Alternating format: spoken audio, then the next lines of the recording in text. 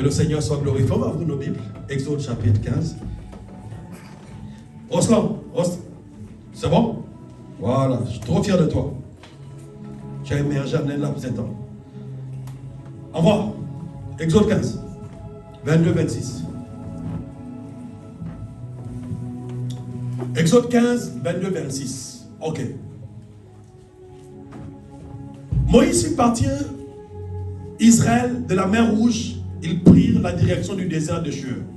Et après 3 journées de marche dans le désert, ils ne trouvèrent point d'eau. Continue.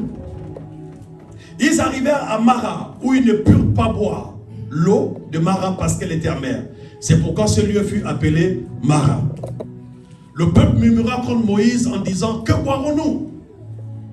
Moïse cria à l'Éternel et l'Éternel lui indiqua un bois qu'il jeta dans l'eau et l'eau devint douce. Ce fut là que l'Éternel donna au peuple les lois et les ordonnances. Ce fut là qu'il l'ont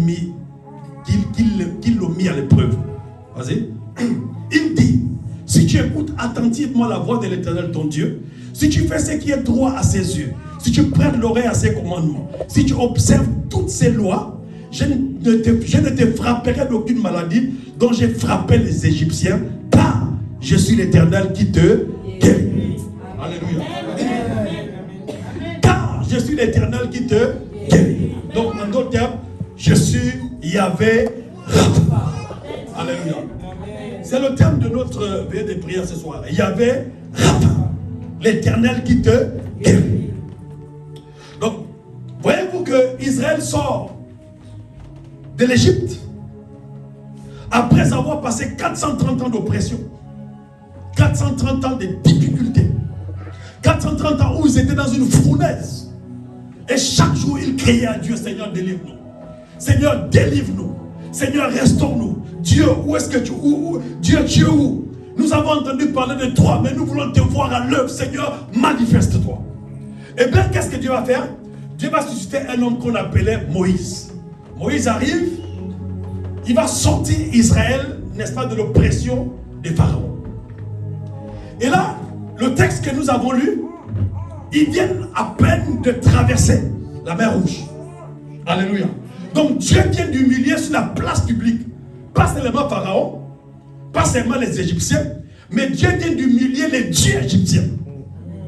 Dieu vient de démontrer sa supériorité par rapport sur les dieux égyptiens, sur les dieux païens. Alléluia. Vous savez, le combat spirituel, quand nous le menons, ce n'est pas d'abord un combat d'homme, ce n'est pas d'abord un combat d'esprit, mais le plus souvent, c'est d'abord un combat territorial. Pourquoi? Parce que deux divinités ne peuvent pas régner à part égale dans un même lieu. Il y a une qui sera automatiquement soumise à l'autre. Alléluia. Maintenant, ce combat spirituel entre deux divinités va se répercuter sur deux chefs spirituels. Alléluia. Ou deux enfants de Dieu. Plutôt, ou alors oui, deux chefs spirituels. C'est pourquoi il y avait un problème entre Aman et Mardoché. Mardoché qui était le chef spirituel des Juifs et Aman qui était le chef spirituel de la Perse. Donc le problème c'est que Israël arrive quelque part. Et quand Israël voyage avec son Dieu, avec ses us, avec ses coutumes et avec ses traditions. Et ils arrivent quelque part dans un pays où il y a déjà des coutumes, où il y a des us, où il y a des traditions, mais qui a aussi son Dieu. Alléluia. Donc dans le monde spirituel, il y a un combat entre deux divinités. Et ce combat se répercute sur deux chefs spirituels. Alléluia. Voici pourquoi Mardoché avait compris une chose. Que si se prosternait devant Aman, c'était terminé pour lui. Dans le plus souvent, le combat que tu mènes spirituellement, là, quand on t'attaque, oh mais pourquoi tout ce combat sur moi? C'est parce que tu es un chef spirituel. C'est parce que Dieu sait que tu es le chef spirituel de ta famille. Dieu sait que tu es le chef spirituel de ton village, de ta contrée. Alléluia. Donc, Dieu vient d'humilier Israël, plutôt les Égyptiens, publiquement. Et ils vont quitter l'Égypte pour une direction. C'est où? Canaan. D'accord? Canaan, c'est trois choses. Premièrement, le pays où coule le miel. Donc, Canaan, je veux dire, c'est trois définitions. Premièrement, le pays où coule le lait et le miel. Deuxièmement, c'est le pays de la terre de la promesse, donc la terre promise. Et troisièmement, c'est le pays d'abondance. Alléluia. Donc quand ils quittent l'Égypte, c'est pour Canaan. Mais le problème, c'est qu'ils ne connaissent pas le chemin qui mène à Canaan. Dieu seul sait comment arriver à Canaan. Même Moïse ne sait pas comment arriver à Canaan. Dieu seul sait. Alléluia. Et là, il n'avait jamais imaginé un seul instant qu'après avoir passé 430 ans d'oppression, il pouvait se retrouver dans un désert. Parce que pour eux, Dieu vient d'humilier les Égyptiens. Pharaon est humilié publiquement. Pharaon a reconnu que l'Éternel, le Dieu des Hébreux, est le véritable Dieu. Pharaon a vu ses chars et ses 20 soldats être engloutis dans la mer Rouge. Et Israël traversé. Pharaon a reconnu. Et là, ils vont à Canaan, mais passage obligé par le désert. Parce que c'est Dieu qui connaît le chemin. Donc après 3 jours de marche, ils ont soif. Ils commencent à murmurer en se disant, mais mon Dieu, c'est quelle affaire ça? Comment Dieu a pu, n'est-ce pas, nous démontrer sa grandeur, nous démontrer sa puissance? Et à un laps de temps, on se retrouve dans le besoin, dans la soif, dans le manquement. C'est quel Dieu ça? Alléluia. Amen. Le problème, c'est parce qu'ils connaissaient Dieu, mais ils ne connaissaient pas les voies de Dieu. Alléluia. Tu peux entendre parler de Dieu, mais connaître les voies de Dieu, c'est autre chose. Voici pourquoi Dieu dit, vos pensées ne sont pas mes pensées, vos voies ne sont pas mes voies. Autant les cieux sont élevés au-dessus de la terre, autant les voies de Dieu sont au-dessus de nos voies. Voici pourquoi tu ne pourras jamais comprendre Dieu avec l'intelligence humaine. La voie que Dieu va emprunter pour t'amener à la gloire, elle peut sembler difficile. Elle peut sembler une voie maladive. Elle peut sembler une voie d'abandon. Mais c'est le chemin programmé par Dieu pour t'introduire à Canaan. Quelqu'un dit Amen. Alléluia. Le monsieur, qu'est-ce qu'il a fait? Jean chapitre 9. Ni son père. Son père n'a pas péché. Sa mère n'a pas péché. Lui-même n'a pas péché. Il pose la question à Jésus. Mais ce qu'ils avaient oublié, c'est que depuis l'Ancien Testament, il n'y a aucun prophète qui a ouvert les yeux d'un aveugle. Le ministère d'ouvrir les yeux d'aveugle était exclusivement réservé à Jésus. Donc cet homme avait été expressément préparé par Dieu pour que Jésus exerce son ministère en sa faveur. Amen.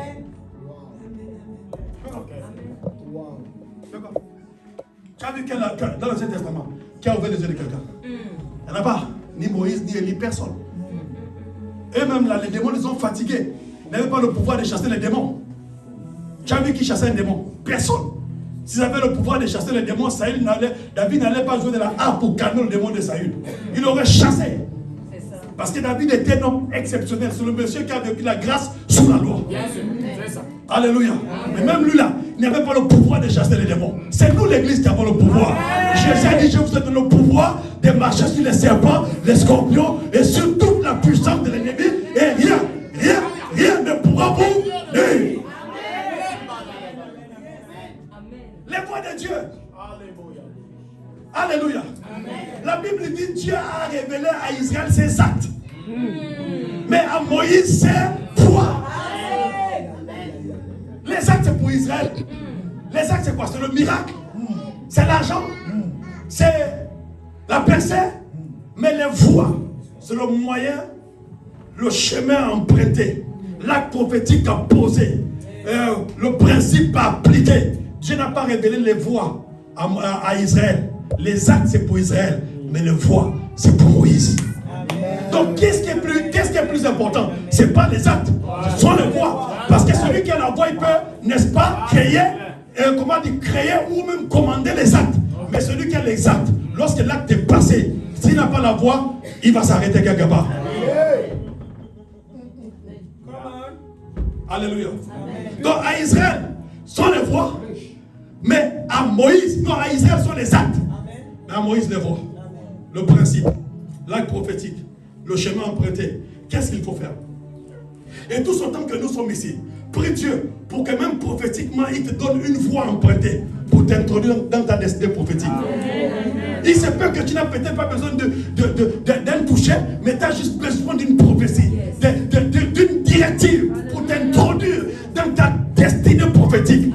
Et enfin que tu vois que 15 ans, 12 ans, 10 ans de galère en un seul jour sera résolu. Quelqu'un dit Amen. C'est possible. Alors ils vont commencer à murmurer. Mais Dieu a un Dieu qui est si bon. Est-ce que ce n'est pas Moïse qui s'est trompé? Est-ce que Dieu avait parlé à Moïse? Vous savez, les gens oublient trop vite ce que Dieu a fait hier. Ils ne se souviennent pas que si Dieu a fait hier, il le fera aujourd'hui et il le fera encore demain. Amen. Et nous devons nous appuyer sur ce que Dieu a fait hier pour que ça soit un tremplin pour nous pour aller de l'avant. Quelqu'un n'a pas dit amen? Donne-moi amen, donne-moi un bon amen s'il te plaît. Alors, donc, tellement qu'il murmure, écoutez-moi, Dieu va dire à Moïse, Moïse va aller crier à Dieu, mais Seigneur. D'abord, non seulement, ils sont dans le désert et puis Dieu les conduit vers une source d'eau. Et quelque chose d'étrange, Dieu qui est bon, il les conduit, n'est-ce pas, vers une source d'eau amère. Et c'est quoi ça? On veut boire de l'eau, tu es Dieu, et tu nous amènes là où l'eau est amère. Quand ils ont goûté l'eau comme ça, elle était tellement amère qu'ils ont crié. Moïse a crié pour dire, Seigneur, qu'est-ce qui ne va pas? Et Dieu lui a dit, Moïse, calme-toi. Voici le bois là, prends ce bois là, jette-le dans l'eau. Et tu verras que l'eau va devenir saine. Alléluia. Je suis venu te dire ce soir que derrière chaque amertume, il y a un bois réservé par Dieu pour adoucir les eaux. Je ne sais pas si quelqu'un a compris. Je veux dire par là que derrière chaque difficulté, il y a une solution que Dieu a programmée pour glorifier son nom. Quelqu'un dit amen. Derrière chaque problème, il y a une solution. Des fois, il n'est pas loin, mais c'est un problème de révélation. Alors qu'ils étaient en train de crier, c'était juste un bois qu'il fallait prendre et jeter dans l'eau. Des fois, ce n'est pas dans sa côté, toi à côté, c'est là. Mais c'est un problème de révélation. Voici pourquoi on dit un peuple sans révélation est un peuple sans foi. Alléluia. C'est juste là, c'était le bois. Dieu dit à Moïse, mais prends le bois, jette dans l'eau. Parce que je suis Dieu. Je suis votre Dieu. Je suis votre Père. Je suis votre Créateur. C'est moi qui vous ai sorti d'Israël. Pas pour que vous mourrez devant une eau amère. Mais je voulais vous démontrer ma puissance. Je voulais vous démontrer une facette de ma personne. Et c'est comme ça que quand Moïse jette le bois dans l'eau, elle devient pure. L'eau est assainie, elle devient douce et il peut boire. Alléluia. C'était à côté. La personne qui avait compris ça, c'était Abraham. Quand Dieu a dit, donne-moi ton fils, ton unique, celui-là, le fils de la promesse. Abraham est monté. Et Abraham arrive au pied de la montagne. Le fils lui pose la question, oh papa, nous avons le feu, nous avons tout, mais il manque le sacrifice. Il ne savait pas que c'était le sacrifice. Donc le sacrifice est en train de parler à Abraham. Il faut avoir le cœur. C'est comme ça que beaucoup de gens viennent en présence de Dieu avec un sacrifice. Et le sacrifice commence à te parler. Pour te dire, mais attends, où est-ce qu'on va là? Si tu donnes ça là, comment on va vivre? Si tu penses ça là, qu'est-ce qu'on va devenir? Le sacrifice a commencé à parler à Abraham. Abraham a dit, tais-toi à la montagne de l'Éternel, il sera pourvu. Et Dieu a dit à Abraham, Dieu est resté calme. Dieu voulait voir jusqu'où Abraham était capable d'aller avec lui. Abraham a monté l'autel, il a posé son fils sur l'autel du sacrifice. Au moins il a levé, Dieu dit, oh monsieur, arrête, il y a un bélier qui est derrière. Il y a un bélier qui est derrière. J'avais préparé le bélier pour mon sacrifice, mais je voulais tester ton obéissance. Je voulais tester, Abraham, ton obéissance. Je voulais savoir jusqu'à quel point tu m'aimes. Si tu m'aimes plus que ton fils, ou tu m'aimes plus que ton argent, tu m'aimes plus que ta maison. Il y a même des gens qui aiment Dieu plus que le sommeil. Qui aiment le sommeil plus que Dieu. Ils sont restés à la maison, non, je ne peux pas venir, j'ai sommeil. En tout cas, je ne peux pas rester toute la nuit comme ça. Attention. Alléluia. Donc tu vois, pasteur David, il y a le bois qui est derrière. Oh, le bois là est représentatif de quelque chose. Le bois ici, plutôt l'eau ici, l'eau amère, représente la malédiction. Et le bois représente la croix de Jésus à travers laquelle la malédiction a été détruite. L'amertume, parce que le péché nous a introduit dans la malédiction. Et la malédiction, c'est ce qui nous a introduit dans la maladie, dans les problèmes, dans les difficultés, dans la pauvreté et même dans la mort. Maintenant, Jésus arrive à la croix du Calvaire, il a tout accompli pour nous donner encore et à nouveau l'espoir et la joie de vivre. Amen. Alléluia. Amen. Voici pourquoi tu vois quelqu'un en train de pleurer dans le monde, dis-lui que la vraie joie se trouve en Jésus-Christ. Parce qu'en Jésus, même quand je n'ai pas l'argent, la joie de l'Éternel est ma force. Amen. Même quand je ne suis pas marié, la joie de l'Éternel est ma force. Amen. Vois quelqu'un qui est perturbé, qui est prêt à se suicider, dis-lui viens. En chez nous, il y a la paix. La Bible dit, je connais les projets que j'ai formés sur vous, dit l'Éternel. Ce ne sont pas des projets de malheur, mais des projets de paix pour te donner un avenir et de l'espérance. Des fois, les gens te regardent, ils croient que tu n'as pas de problème, mais tu es tellement paisible parce que la paix de Dieu t'a envahi. Je ne crains rien, je ne panique pas. Alléluia. David a dit, la mémoire du juste, elle durera toujours. Il ne craint point les mauvaises nouvelles. Donc Dieu est conscient que nous sommes confrontés chaque jour aux mauvaises nouvelles. Mais nous ne craignons pas les mauvaises nouvelles. Parce que celui en qui nous avons cru a vaincu le monde. Celui en qui nous avons cru est plus grand que celui qui est dans le monde. Celui en qui nous avons cru, il est le Dieu véritable. Quand il ouvre, personne ne pourra fermer. Et quand il fermera, personne ne pourra ouvrir. Quand il dira oui, personne ne dira non. Et quand il dira non, personne ne pourra dire oui. Il est craint pour les mauvaises nouvelles. Les gens comme ça, ils commencent à trembler. Tu le vois, il est maintenant. Qu'est-ce que c'est? Non, on m'a dit ça. On t'a tout. Qu'est-ce que la Bible dit? Yes. La mémoire du juste, le juste c'est qui? C'est le chrétien qui a été justifié par Jésus-Christ. Donc Dieu est conscient que nous sommes confrontés aux mauvaises nouvelles. Les médecins t'ont dit quoi? Ah? Est-ce que c'est le médecin qui t'a créé? Est-ce que c'est le médecin qui a le dernier mot te concernant?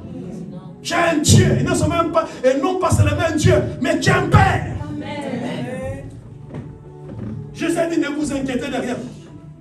Ne vous inquiétez pas, mon ami. Jésus a dit ne t'inquiète pas. Pourquoi tu t'inquiètes?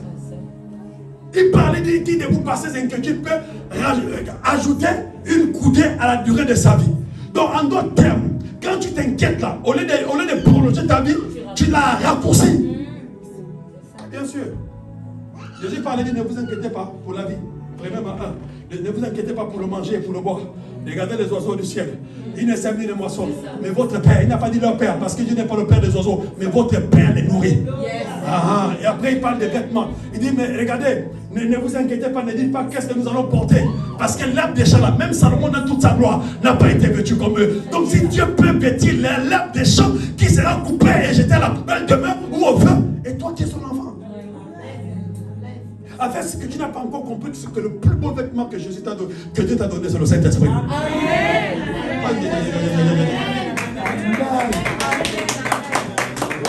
C'est le plus beau vêtement que nous avons porté. Alléluia. Quand le fils prodige est arrivé, quand il est parti, pasteur David, il avait une robe. Quand il est revenu, il dit apportez la plus belle robe. La plus belle robe, elle nous est réservée. Joseph avait la plus belle robe. C'est cette robe-là qui l'a distingué, qui lui a causé des problèmes. Parce que cette robe-là signifiait que 1, c'est le plus aimé. 2, c'est le chef de famille. 3, c'est l'héritier de la famille. La plus belle robe, tu la portes sur le Saint-Esprit. Pourquoi tu paniques? Et comme je dis là, pour moi, la plus belle robe là, elle a 18 couleurs. Les 9 dons de l'esprit, les 9 fruits de l'esprit. La plus belle robe. Le Saint-Esprit s'appelle le robe. Donc chaque matin, il faut la vêtir. Quand il a sali, va la laver. Quelqu'un n'a pas dit amen. Et là, écoutez, c'est là où Dieu, la Bible dit qu'à cause de leur contestation, à cause de leur murmure, Dieu va leur donner la loi pour la première fois. Il va leur dire, Oscar, au revoir. Verset 26. Exode 15. Lui, c'est mon gars. Alléluia. Avant de venir là, on s'appelle, il a les versets. Avant de venir, j'appelais, j'ai dit, bon, comment voici les versets que je vais utiliser. Donc, il a tout là-bas. Regardez. Il dit, si tu, écoutez-moi bien, si tu écoutes attentivement la voix de l'Éternel, ton Dieu, si tu fais ce qui est droit à ses yeux, si tu prêtes l'oreille à ses commandements, si tu observes toutes ces lois, je ne te frapperai d'aucune maladie dont j'ai frappé les Égyptiens, car je suis l'Éternel qui te guérit. Donc Dieu leur promet la guérison, mais sous une condition. C'est quoi? L'obéissance. Écoutez-moi bien. Il dit, si tu écoutes, si tu pratiques, si tu mets en évidence, si tu obéis, je ne te frapperai d'aucune maladie dont j'ai frappé les Égyptiens, car je suis l'Éternel qui te guérit. Écoutez, si tu obéis. Donc, en fait, leur guérison est conditionnée par leur obéissance. Maintenant, Éternel qui te guérit là, c'est Yahvé Rapha. Ou dans notre version, Yahvé Raphaël. Oui, Raphaël veut dire l'Éternel qui te guérit. Ou bien El Rapha, c'est la même chose. Elle veut dire Dieu et Rapha c'est guérisseur, le guérisseur. Je ne te frapperai d'aucune maladie dont j'ai frappé les Égyptiens. Car je suis l'Éternel qui te guérit. Maintenant écoutez, le mot Éternel qui te guérit là, vous voyez le mot là, qui te guérit là. Yahvé Rapha là, ça signifie deux choses. La première chose que Yahvé Rapha signifie, ça parle de préservation, de protection. Je suis l'Éternel, je ne te frapperai d'aucune maladie dont j'ai frappé les Égyptiens. Donc je vais te protéger, je vais te préserver de toutes ces maladies. Amen. Alléluia. Amen. Et deuxièmement, il y a l'aspect guérison. Ça veut dire que si tu es atteint, je vais te restaurer. Donc il y a l'aspect restauration. Amen. Si tu es atteint, je vais restaurer ta santé. Amen. Donc lorsqu'on dit il y avait Rapha, ça veut dire deux choses. Le Dieu qui te protège, le Dieu qui te préserve de la maladie, le Dieu qui t'épargne de la maladie, mais aussi le Dieu qui est capable de restaurer ta santé. Quelqu'un dit Amen. Oh Seigneur, merci parce que tu as restauré ma santé. Oh là là. Mon ami, chacun de nous a son témoignage. Mais moi j'ai vu la mort. J'ai vu la mort, je sais c'est quoi. Voici pourquoi chaque matin je prends plaisir à servir le Seigneur, à chanter ses louanges. Je sais c'est quoi. Quand le médecin t'a déclaré mort déjà, le monsieur ma femme est là. Le monsieur m'a dit c'est vous qui êtes comme ça. J'ai dit oui. Il n'était pas sûr que j'allais retrouver tous mes sens. Il m'avait déjà consolé en se disant que non, c'est comme ça au moment où vous êtes en vie. Bon, les symptômes vont partir au fur et à mesure.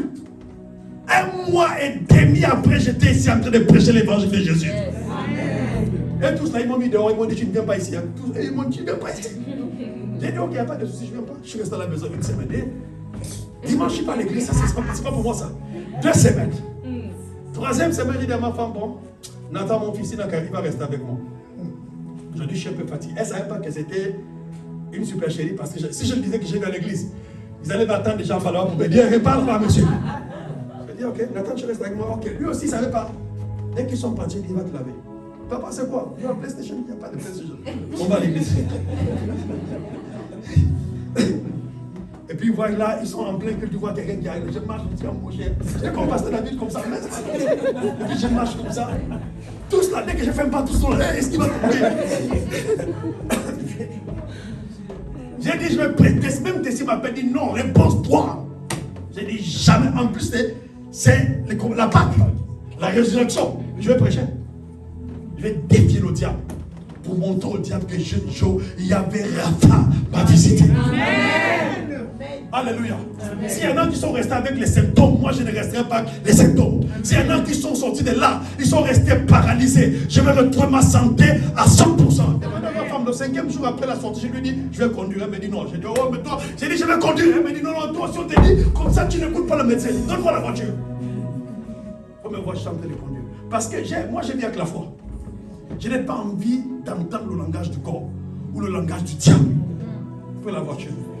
Commence à conduire. Il y a Satan qui est infirmière aux États-Unis.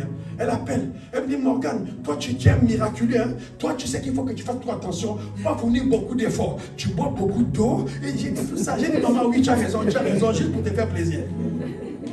Mais tout ça, moi, ma vie, c'est Jésus. Et la Bible dit le juste vivra par la foi. Alléluia.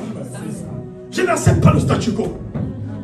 Je n'ai jamais accepté l'échec dans ma vie. Même si elle est présente, je vais la combattre jusqu'à ce que j'en sorte vainqueur.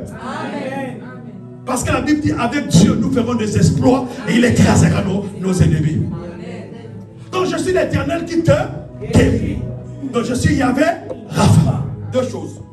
Préserver et restaurer. Maintenant, il y a un problème, c'est que Moïse conditionne la guérison à l'obéissance. Donc, si tu n'obéis pas, quelque part, tu es condamné. C'est pourquoi j'aime Jésus. Pasteur David, merci pour ta révélation. Les chrétiens sont guéris par alliance.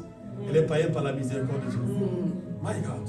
Et quand Jésus arrive, Jésus vient avec un langage soit amélioré ou un autre langage que celui de Moïse. Parce que Moïse représente ici la loi et Jésus représente la grâce. Amen. Alléluia. Amen. Ingénieur, au revoir. Tu connais, non? Marc. Voilà.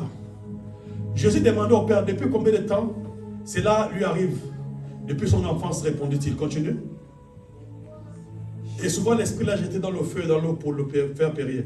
Mais si tu peux quelque chose, viens à notre secours. Aie compassion de nous. Écoutez la prière du Père.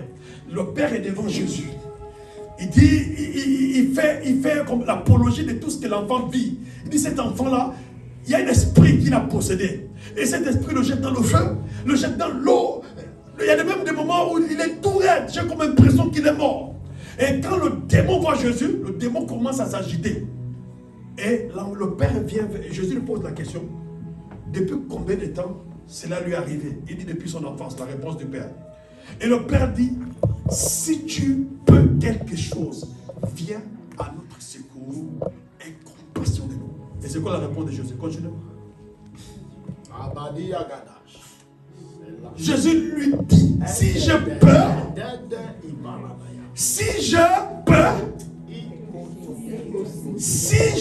Jésus dit, il dit si je peux, si tu peux.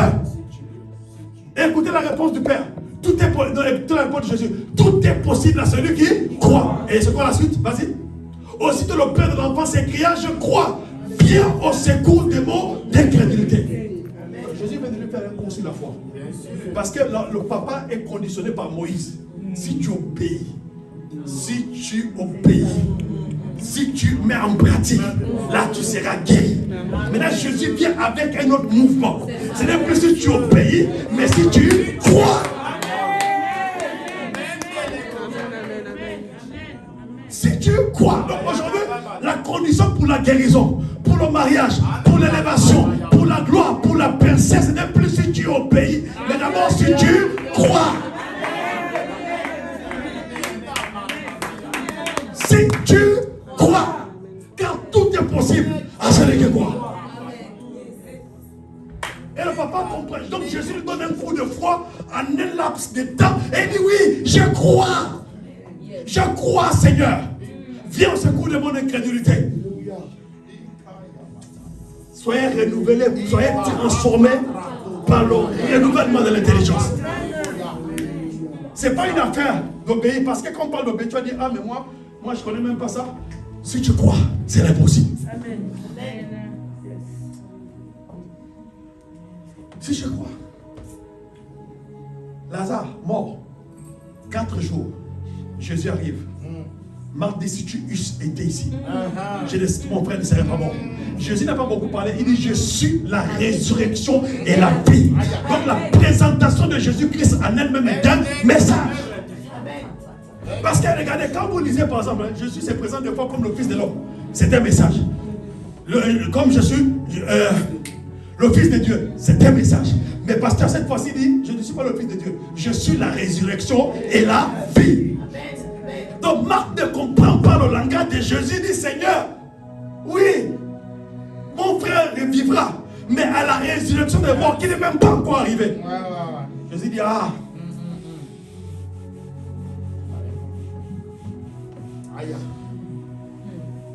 Je le crois. Mon ami, tu n'as pas d'autre alternative. C'est ça. Crois seulement. Il n'y a pas autre chose. Crois seulement. Alléluia.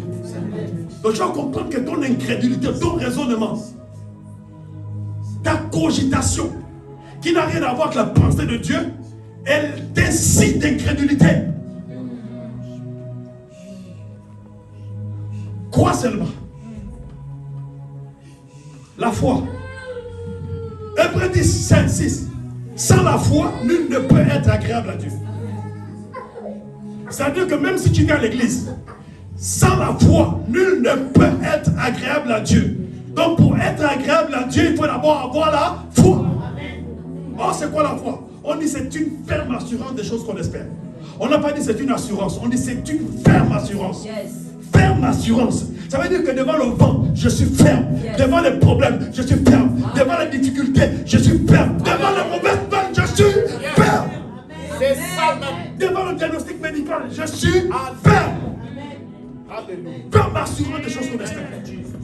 Et une démonstration de celle qu'on ne voit pas. Je démontre ça par mes paroles, par mon attitude, par ma confession journalière. Alléluia.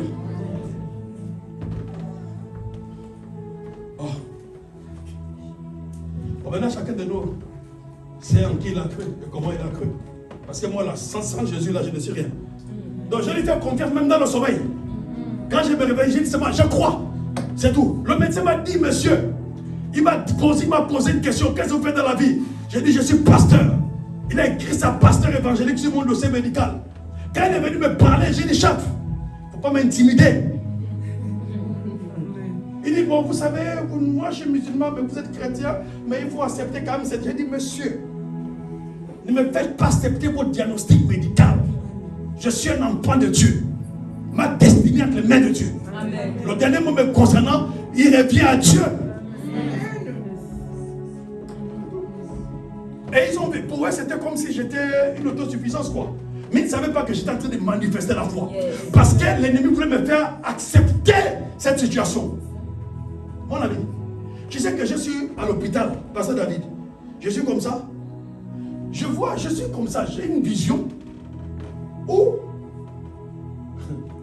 les médecins sont devant ma porte. Ils sont moins 5. Ils sont en train d'attendre la signature de ma mort. Et puis, c'est comme si un ange est rentré sous la forme d'une infirmière et me dit, Monsieur Morgan, à chaque fois que vous avez, si vous voyez que vous êtes en train de mourir, appuyez sur le cathéter qui est sur vous. Et vous allez revenir à la vie. Dans la vision. Donc ils sont comme ça, ils sont au moins 5, ils attendent. Et on écrit, on dit mort cérébrale. À 8h10 minutes. Dès qu'ils disent 8h10 minutes, j'appuie sur le cathéter, je reviens à la vie. Au moins 5 fois, ils se sont cachés pour dire, mais ce gars-là, il n'a pas envie de mourir. On a tout fait pour qu'il meure, il n'a pas envie de mourir. Même dans le coma, je refusais la mort. Alléluia. Je te dis, hein, ne blague pas. Voici pourquoi je ne blague pas avec la vie, je savoure la vie.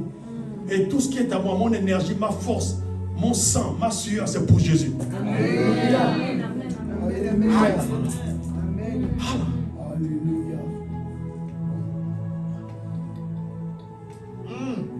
C'est pour Jésus. Arrachez-moi tout. Mais personne ne pourra m'arracher Jésus parce qu'il a moi. Amen. Ils étaient fâchés. Et même un moment même, j'ai fait encore une vision où j'ai accepté la mort parce que j'avais tellement fourni d'efforts que spirituellement j'étais fatigué. Et donc j'accepte de mourir. Je vois une dame qui entre. Non, elle me dit, bon, oh là là, merci, c'est merci infiniment. Elle vient me frappe à la cuisse. Monsieur, on t'a dit. Elle me dit, mais qui t'a dit qu'un homme de Dieu meurt comme ça? Il me dit, un homme de Dieu, c'est un héros. Un homme de Dieu, c'est un général. Tu ne peux pas mourir comme tout le monde. Et puis elle me dit, regarde.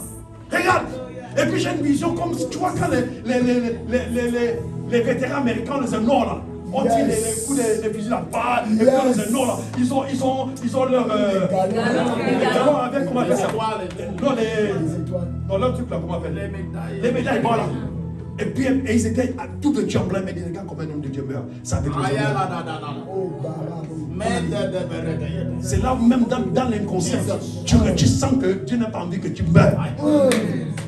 Je me suis réveillé. Et quand je sors du coma, je dis à la dame, madame, pourquoi tu es venu me frapper? Elle me dit, monsieur, je ne vous ai jamais frappé. C'est un ange qui avait pris sa face. Parce que les gens étaient en train d'envoyer les prières à Dieu là-bas.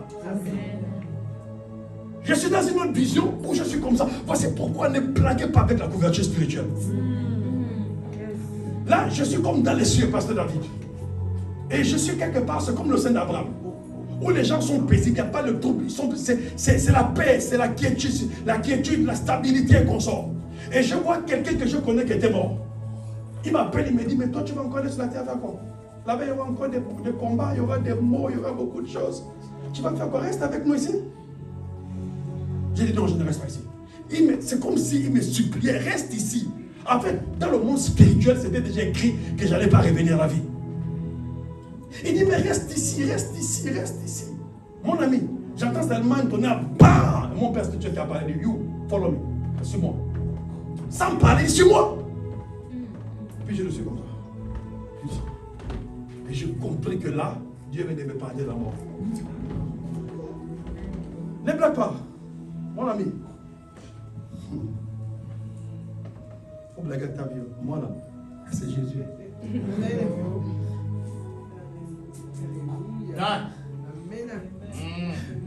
Il dit si tu le peux.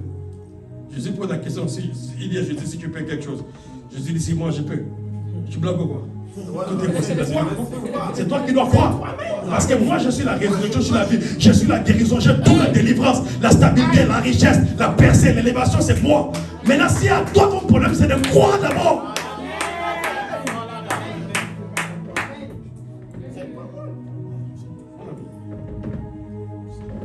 Je suis resté 4 ans en France, sans papier. Comme toi aussi. Sans papier. Il y en a qui ont la chance, ce sont des Français. On est venu du Gabon. Donc non, j'avais connu la galère des papiers. 4 ans sans papier. Mais tous les jours, je confessais que je... Une fois, on nous a arrêtés. On sortait de, on venait de l'intercession de l'église avec ma partie. On nous a arrêtés. Pourquoi? Parce que voilà un gars qui est du village, du Gabon, il conduit, il ne respecte pas les stops. Donc à 2h du matin, on revient de l'église d'intercéder. Et puis j'ai pris le stop. Là, je vois la police qui vient derrière. Allez, je vais faire là. Ils nous suivent. Je n'ai pas de papiers. Je n'ai pas de papiers de conduire. Ça, c'est comme ça qu'on s'arrête devant la maison. Dès que je sors de la voiture, ils sont là, je laisse pas le même là. Parce que pour moi, c'est la première fois, c'est comme dans les films, c'est la première fois que ça m'arrive. Et là, le mec comme ça. Il dit, monsieur, mais calmez-vous, vous n'avez pas demandé. Une fois encore, c'était tout là. Tu devais être là le jour-là. On était en train de prier à Villeneuve-Saint-Georges. On avait prié pour l'intercession à l'époque. Et puis on rentre. On a j'étais au volant de la voiture. Le monsieur m'arrête. La police laissait rester. Je dis, écoutez, vos papiers, bon, le papier de la voiture, il me fait. Votre permis de conduire, j'ai oublié. Il me regarde. Et puis je suis en train de prier dans mon cœur, je suis en train de lier le gars là. Il me pose la question, qu'est-ce que vous faites dans la vie? J'ai dit, je suis prêtre. Mais prêtre, c'est prêtre aussi, pasteur. C'est la même chose. Donc j'ai dit, je suis prêtre. Il me regarde, il me dit, vous êtes prêtre? Il dit, vous êtes prêtre? J'ai dit oui. Il me dit, bon, allez-y, il n'y a pas de souci. J'ai mon père, allez-y, il n'y a pas de problème, allez-y. Les voix de Dieu, mon ami. La sagesse que j'ai eue là pour dire, je suis prêtre. Mais il a dit, on touche pour prêtre. Que le Seigneur soit avec vous. Et avec votre esprit. Et que je suis parti. Acclamons très fort le Seigneur.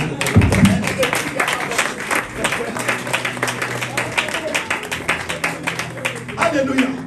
Et parce que j'avais la foi que peu importe le temps des circonstances, on va me régulariser ici en France. Amen. Alléluia. Si vous voulez savoir vraiment que j'étais prêtre, regardez, il dit la foi est une ferme assurance. Il n'a pas dit c'est une assurance. Parce que les gens qui ont une assurance mais qui n'est pas ferme. Ferme assurance des choses qu'on espère. J'ai prié avec une dame, elle au sida. J'ai prié avec la dame là. J'ai fini de prier pour elle comme ça. J'ai dit, madame, tu es guérie. Le soir, je vois un démon qui arrive comme ça. Ah là là là. Il arrive avec une épée flamboyante. Il dit, je vais te découper en 1000 morceaux. Qu'est-ce que tu veux? Pourquoi tu t'occupes de nos affaires? Est-ce que toi, tu te connais un consent? Dès que je sors là, je dis, madame, tu es guérie. Elle dit, tu es guérie. Elle me dit, j'ai dit, tu es guérie. Ce que moi j'ai vécu là. Elle allait faire ses tests sanguins. Puis guérie.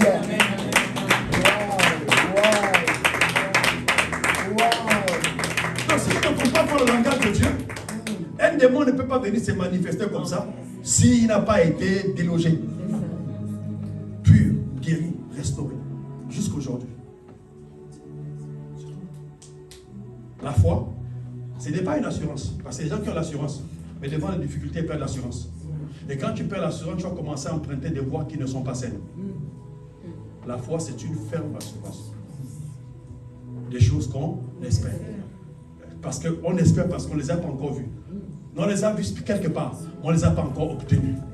C'est une ferme assurance des choses qu'on espère et une démonstration de celles qu'on ne voit pas. La Bible dit pour les avoir possédés, les anciens ont reçu un témoignage favorable. Est-ce que vous savez que quand on parle des héros de la foi, dans Hébreux chapitre 11, là, on parle d'une prostituée comme étant héroïne de la foi arabe. La Bible dit c'est par la foi que Rahab, la prostituée, a reçu les espions. Et la Bible dit le temps me manque de parler de Samuel, de parler de Jephthé, de David. Donc on ne parle pas de l'homme sur le cœur de Dieu. Dans les héros de la foi, le temps lui manque de parler de David, de parler de Samuel, de parler de Jephthé, de parler de Gédéon, mais il a quand même parlé de Rahab, une prostituée. Marc 5, 21.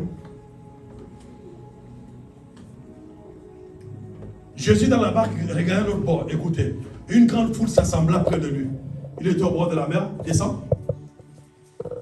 Alors vint un des chefs des synagogues nommé Jairus qui, l'ayant aperçu, se jeta à ses pieds. Continue. Et lui adressa cette instance prière. Ma fille est à l'extrémité, viens impose les mains, afin qu'elle soit sauvée et qu'elle vive. Continue. Jésus s'en alla avec lui, une grande foule le suivait et le pressait. Or, il y avait une femme atteinte d'une perte de sang depuis 12 ans. Elle avait beaucoup souffert entre les mains de plusieurs médecins, elle avait dépensé tout ce qu'elle possédait, elle n'avait éprouvé aucun soulagement, mais était allée plutôt en empirant. Let's go. Ayant entendu parler de Jésus, elle vint dans la foule par derrière et toucha son vêtement. Continue.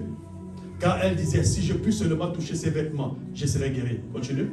Au même instant, la perte de sang s'arrêta et elle sentit dans son corps qu'elle était guérie. Son mal continue. Jésus connut aussitôt en lui-même qu'une force était sortie de lui et il se retourna au milieu de la foule, il dit, qui a touché à mes vêtements? Ses disciples lui dirent, tu vois la foule qui te presse et tu dis, qui m'a touché? Et il regardait autour de lui pour voir celle qui avait fait cela. Hein? Continue. La femme effrayée et tremblante, sachant ce qui s'était passé, elle vint se jeter à ses pieds et lui dit toute la vérité. Continue. Mais Jésus lui dit, ma fille, ta foi t'a sauvée, va en paix et sois guérie de ton mal. Continue, c'est pas mon problème ça. Comme il parlait encore, survint le chef de la synagogue, le chef de la synagogue, des gens qui lui disent, ta fille est morte, pourquoi importuner davantage le maître? Continue. Mais Jésus, sans tenir compte de ces paroles, dit au chef de la synagogue, ne crains pas, crois seulement. Amen. Amen. Jésus sort de la barque. Et lorsqu'il descend de la barque, la Bible dit, il y a Jairus qui arrive au pied de Jésus pour dire, ma fille est gravement malade, elle est terriblement atteinte. Donc elle est presque dans le coma, elle risque de mourir. Viens, impose la main qu'elle soit guérie. Jésus dit, il n'y a pas de souci, on y va. Jairus, il célibat de tes prières. Quand tu pries, Seigneur, viens, je suis malade, je vais inventer, je vais faire ceci, je vais faire cela. Il dit, il n'y a pas de souci, on y va. Mais, écoutez, entre la maison de Jairus et le point de départ, il y a un épisode il y a une dame qui va entrer en scène. Et ça fait que, le temps qu'elle a touché Jésus, le temps que Jésus a posé la question de savoir qui m'a touché, le temps qu'elle vient dire toute la vérité, et que Jésus lui dise que ta foi t'a sauvé, la fille de Jairus est morte. Vous avez vu? Les gens sont venus dire, mais pourquoi importuner le maître quand la fille était encore en vie? On avait espoir qu'elle vive encore. Mais là, elle est morte, c'est terminé. Le médecin légiste a constaté la mort, il a signé, c'est terminé. Le médecin a dit que tu n'enfanteras pas, c'est terminé. La préfecture a dit que tous tes recours ne sont pas bons, tu n'auras pas de papiers, c'est terminé. Qu'est-ce qu'ils ont encore dit? Que tu ne te marieras pas parce que tu as eu 5 fiançailles, 3 mariages, 2 mariages, c'est terminé. Qu'est-ce qu'ils ont encore dit? Que tu ne vas jamais être riche parce que tout ce que tu avais comme investissement, ça n'a pas abouti, c'est terminé.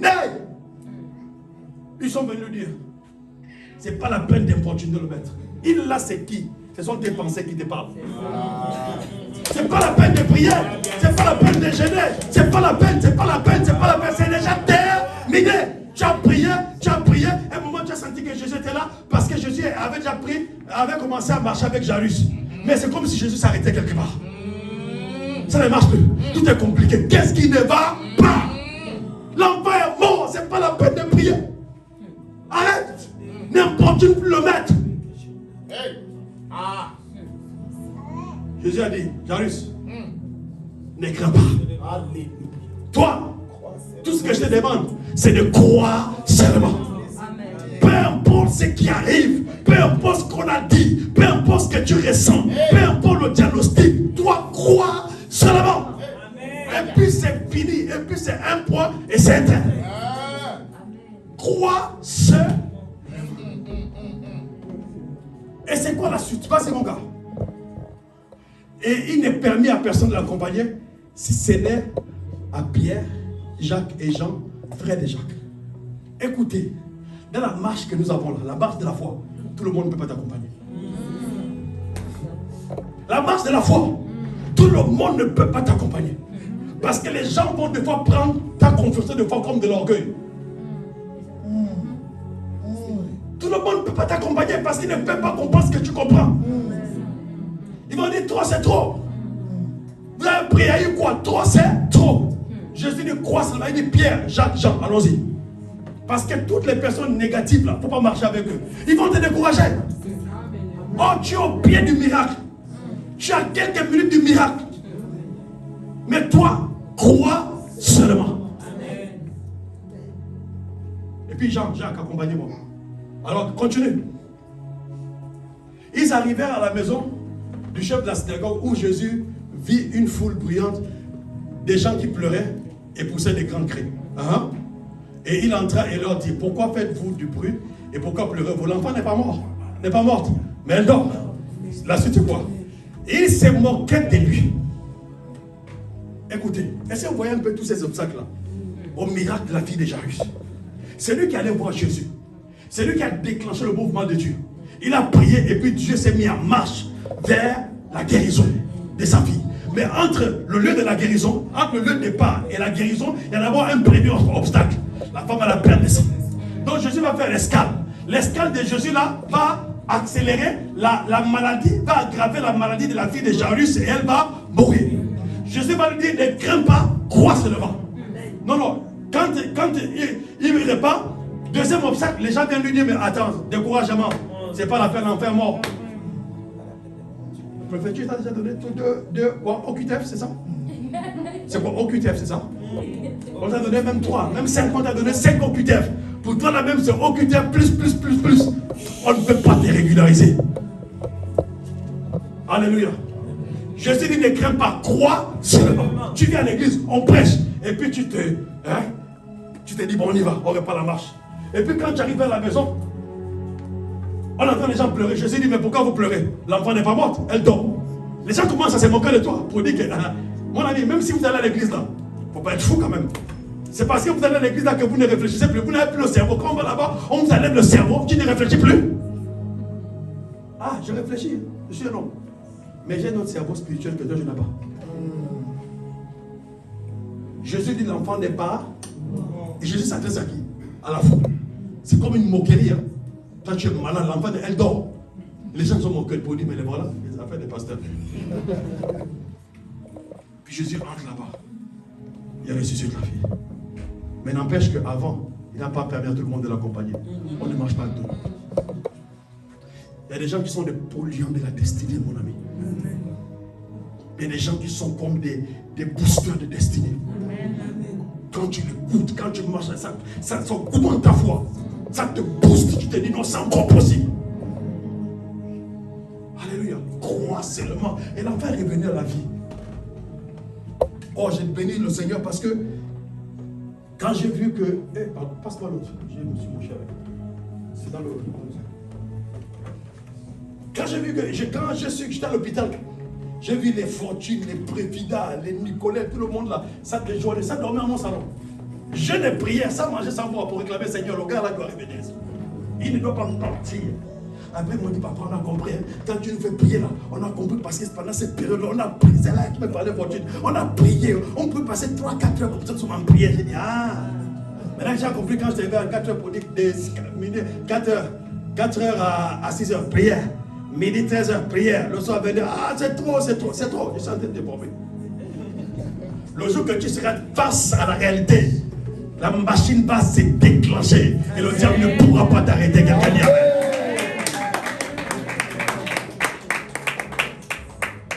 Regardez, je vais terminer bientôt. La foi est une ferme assurance.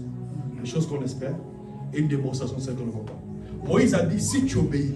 Jésus dit, si tu crois. Tu choisis quoi toi? Moi, je choisis de croire seulement. Ça, c'est le contraste entre la loi de Moïse et la grâce de Jésus. Moïse est venu avec la loi, mais Jésus est venu avec la grâce. Moi, je choisis de croire. C'est plus simple pour moi. Mon cœur, j'attrape de croire seulement. Alléluia.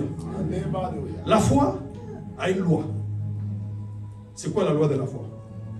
Si tu crois dans ton cœur, tu confesses de ta bouche et tu le verras. Donc, croire dans le cœur, confesser et regarder la direction de l'accomplissement. Mais si tu crois, tu confesses et tu regardes encore en arrière, tu n'as pas la foi. Si quelqu'un dit à cette montagne, autre de là, s'il croit dans son cœur, qu'il ne doute pas, mais si tu parles à la montagne, et tu regardes encore la montagne, mais quand tu parles à la montagne, déplace-toi, jette tes regards vers le lieu où tu as envoyé la montagne. Alléluia. Donc la foi a une loi, c'est quoi? Croire, parler. La Bible dit c'est la parole de la foi. Et la parole est dans nos bouches. Si tu crois dans ton cœur et tu confesses de ta bouche, tu seras quoi? Sauvé. La foi est mystère. Le mystère de la foi, c'est que il te sera fait selon ta foi. Amen. Tu ne pourras jamais avoir plus grand que ta foi. Donc plus ta foi est grande, plus tu vois les grandes choses. Ta foi est petite, tu verras les petites choses. C'est pourquoi Dieu permet de faire certaines épreuves pour augmenter ta foi. Quelqu'un n'a pas dit amen. Amen. Augmenter ta foi. Pour que tu sois un héros de la foi. Alléluia. Amen. Alléluia. Amen.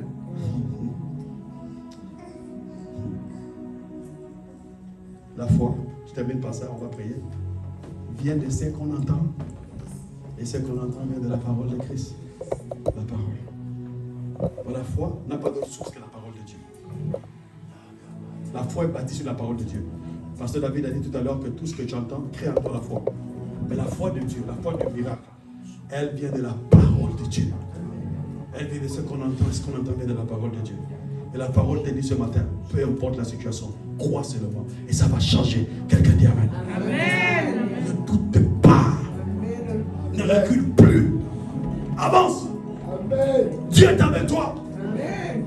Tu vas être guéri, tu vas te restaurer, tu vas te marier. Ça va changer. Quelqu'un dit amen. Amen. Oh, j'ai dit ça va changer. Quelqu'un dit amen.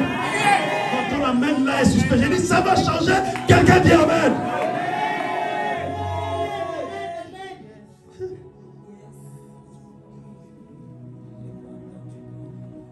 Le centenaire romain, Pasteur David, c'est un incirconcis. C'est un païen. Donc il n'a pas la loi de Moïse. Il n'est même pas assujetti à la loi. La loi c'est pour les Juifs. Il dit Seigneur, mon serviteur est couché à la maison, à peine de paralysie sur toi. Jésus dit il n'y a pas de souci, j'irai chez le guerrier. Il dit non, c'est même pas la peine. Je ne suis pas dit que tu viennes chez moi. Car moi là, je suis un centenier, je connais. Il dit dis seulement un mot. Mon ami, Jésus est resté, il dit même en Israël. Il dit, vous savez qu'Israël est censé être le pays des hommes de foi. Il dit, même en Israël, je n'ai pas trouvé une aussi grande foi. Il n'a pas dit, même en Israël, je n'ai pas trouvé la foi. Il y a la foi en Israël. Parce qu'Israël, ce sont les descendants d'Abraham. Ils ont la foi. Abraham, c'est le père de la foi. Mais il dit, même en Israël, je n'ai pas trouvé une aussi grande foi. Dis c'est la même mot. Est-ce que vous savez que les personnes que Jésus a louées, la grande foi, c'était des païens? La femme cananéenne. Seigneur, Jésus dit non, il n'est pas bon de prendre la nourriture des enfants de nos chiens. Il dit, mais c'est pas grave, les chiens mangent les miens. Il dit, femme, que ta foi est grande. Et à l'instant même, sa fille fut guérie. Donc, la plupart des personnes, c'est étrange. Oh, Jésus dit, même en Israël, qui est censé être un peuple manifestant une foi authentique, je n'ai pas trouvé une aussi grande foi. C'est comme ça que vous allez voir que des fois les païens sont bénis plus que les chrétiens. Ah, vous savez pourquoi? Parce que les païens sont prêts à poser des actes. Des fois, un païen peut venir là, il regarde qu'est-ce que vous avez besoin ici. On a besoin de chaises. Il achète 100 chaises à l'église. Toutes les fois que tu es assis là, c'est l'autel du païen. La chaise là parle en faveur du païen. Et même s'il ne va pas au ciel, il est béni. Regarde, Dieu m'a enseigné sur l'autel, le principe de l'autel. Dieu m'a dit, Regardez la croix de Golgotha. Dieu, pour sauver le monde, il a dû bâtir un hôtel. C'est la croix. À Golgotha. Écoutez-moi bien. Maintenant, vous savez que de chaque hôtel émane une voix. Toi, tu connais ça mieux que moi. Des hôtels sataniques, il y a des réclamations. Pour dire non, tu ne te maries pas, parce qu'il y a un hôtel, il y a une structure spirituelle qui réclame, qui dit que dans cette famille-là, les gens ne doivent pas se marier. Les gens ne doivent pas faire des grandes études. Les gens ne doivent pas être riches. Même quand tu as les ambitions, tu as les projets, ça capote toujours. L'hôtel parle. D'accord? Dieu me dit, regarde, mais moi aussi j'ai levé un hôtel. C'est pourquoi chaque jour que vous le voulez ou pas, il y a toujours au moins un chrétien qui se convertit. Vous savez pourquoi? Parce que l'hôtel de Golgotha, il y a eu un sacrifice de Jésus. Et la voix du sang de Jésus parle tous les jours. Donc l'hôtel parle, voici pourquoi les gens se convertissent aussi tous les jours. Amen. Ça parle. Parce que l'hôtel parle. Hein? Nous on voit les réclamations sataniques. Mais l'hôtel de Jésus réclame les âmes pour lesquelles son sang coulé. Donc chaque jour quand quelqu'un dit j'accepte Jésus comme Seigneur et Sauveur, c'est parce que la voix de l'autel de Dieu s'est fait entendre.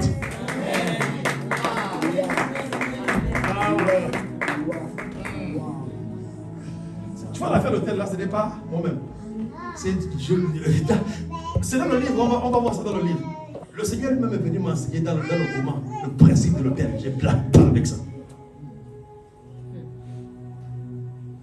Regarde Jésus, allez élever l'autel.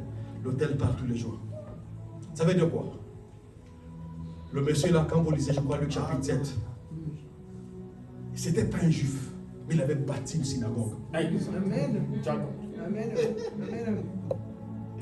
Amen. Hein? Yes. Ils ont dit quoi?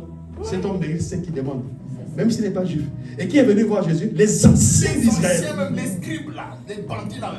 Ils ont dit, monsieur Jésus, que tu ne veuilles pas. Faut lui donner. Tu vois la synagogue dans laquelle tu enseignes là? C'est le monsieur là qui a bâti ça.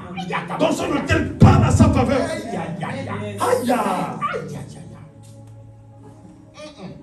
J'expliquais ça, je crois, sur Zoom là. Tu vas parler de l'hôtel que Joseph d'Arimathée a élevé. La tombe de Jésus là, c'est l'hôtel de Joseph d'Arimathée. Parce que Jésus n'avait pas de tombe. Mais la prophétie disait que son sépulcre a été trouvé parmi les riches. Et Joseph d'Arimathée a cédé son tombeau. Donc quand vous allez en Israël là, pour aller voir le tombeau de Jésus, c'est l'autel de Joseph d'Arimathée qui parle à sa faveur. De génération en génération, sa postérité sera bénie.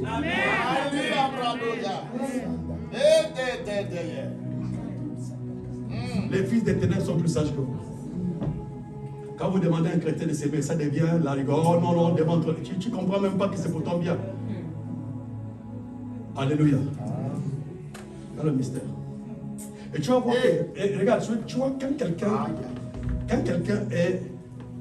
Non, on va sortir ça. J'arrête ça la révélation, sinon, pas que je te donne tout aujourd'hui, c'est pas bon. Parce que moi, je vais me ressourcer là-bas, je te donne ça gratuitement comme ça. Quelqu'un dit Amen. Donc tu comprends que l'autel parle. Et l'autel ne parle pas seulement aujourd'hui, il parle de génération en génération. C'est pourquoi tu vas voir que l'autel que ton aïeul là, avait élevé contre la famille là, ça fait que ta mère ne s'est pas mariée, ta fille ne s'est pas mariée, tu ne t'es pas marié, tes enfants ne vont pas. Parce que l'autel parle tant qu'on n'a pas encore coupé ça, arrêtez ça, c'est pas bon. Et l'autel de Dieu aussi va parler de génération en génération. Mais la bonne nouvelle que j'ai pour toi, c'est que la malédiction a une date d'épération. La Bible déclare que Dieu punit l'iniquité des filles, des pères sur les enfants jusqu'à la 3e et 4e génération. Donc en d'autres termes, après la 4e génération, on peut briser cette malédiction. Mais la Bible déclare que Dieu bénit ceux qui l'aiment jusqu'à 1000 générations. Donc la bénédiction est plus puissante que la malédiction. Dans des moments, quand tu cherches beaucoup la malédiction, tu as tellement besoin de sortir de malédiction. C'est bon, c'est pas mauvais. Le pasteur David va m'attaquer après. Après, il faut savoir élever les hôtels de bénédiction. Parce que tu deviens la source, le canal par lequel ta famille, ta lignée sera bénie. Ma fierté, ce sera que demain, que tu dises que Dieu m'avait donné un bon père spirituel. Que mes enfants s'élèvent pour dire papa merci. Parce que comme je dis toujours, les enfants, il y a deux choses qu'il faut leur donner, qu'il faut leur assurer. Premièrement, c'est une bonne éducation. Une éducation de base. Et deuxièmement, c'est un héritage spirituel. Il faut pas que tes enfants mènent le même combat que tu as mené aujourd'hui. Si tu as eu du mal pour te marier, il ne faut pas que tes enfants aient des problèmes pour se marier. Alléluia. Hein? Un jour comme ça,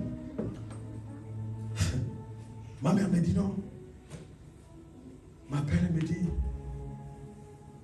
je n'étais pas encore prêt, pourquoi tu ne te maries pas? Et puis j'ai dit donc le mariage là, tu veux que j'aille savoir comme ça, je prends quelqu'un et puis j'étais dans la mairie. Et puis elle va accepter. Oh non, mais vraiment. Je lui ai posé la question, tu t'es marié non? Elle m'a dit oui. Je dis si tu t'es marié, c'est que nous on va se marier. Amen. Elle m'a dit, elle a fait un songe. Dans le songe, Dieu lui a une vision. On lui disait, bénis tes enfants. Elle a regardé dans les poches, elle n'a pas d'argent. Elle a pris son alliance. Elle a mis sur le doigt de ma grande soeur l'aînée, sur le doigt de ma seconde grande soeur, sur mon doigt et sur le doigt de ma petite soeur. La dernière, là, on voulait mettre, elle dit non, c'est pas encore le temps. Et les quatre, là, se sont mariés comme ça, au fur et à mesure. Selon ce qu'elle avait vu en songe, on s'est mariés comme ça aussi, au fur et à mesure. Amen. Alléluia. Donc, si moi je me suis marié, pourquoi mes enfants vont être problème pour se marier? Alléluia. Voici pourquoi toutes mes filles là, toutes mes filles de l'église là, la semaine, le 12 là, je vais vous rendre tous, toutes. Vous allez briller comme le soleil. Si un gars te voit, il va s'attacher à toi. Mais s'il vient, c'est le check d'abord bien. Amen. Elle n'a pas dit amen. Amen. Donc, est-ce que tu as compris que là, tout dépend de ton cœur?